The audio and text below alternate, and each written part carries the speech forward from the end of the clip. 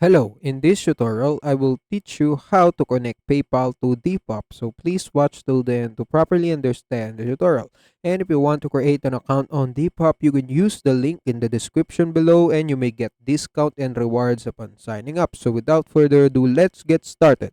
So right here on the Depop website, what I'm going to do now is to go to my menu right here. So right under the menu, just click sell, and after you click sell, you might get fill some information on about your items that you want to list. So after listing your items, your specification, right there you will need to add your payment method. So right here, as you can see, I don't have any payment info, so I can just click add payment info, and after I click that, I will now need to connect my PayPal. So I can just click connect PayPal, and it will start integrating my PayPal into the Depop. So you just need to log in your PayPal and use it and save it. So I can just log in my PayPal right here, and after that I will be redirected back to the Depop website where I can save it as my payment method. And yeah, that's it. That's how you can add your PayPal as your in your Depop. And also that's it for today's tutorial. If you want more, please like this video, subscribe to our channel, and see you in the next one.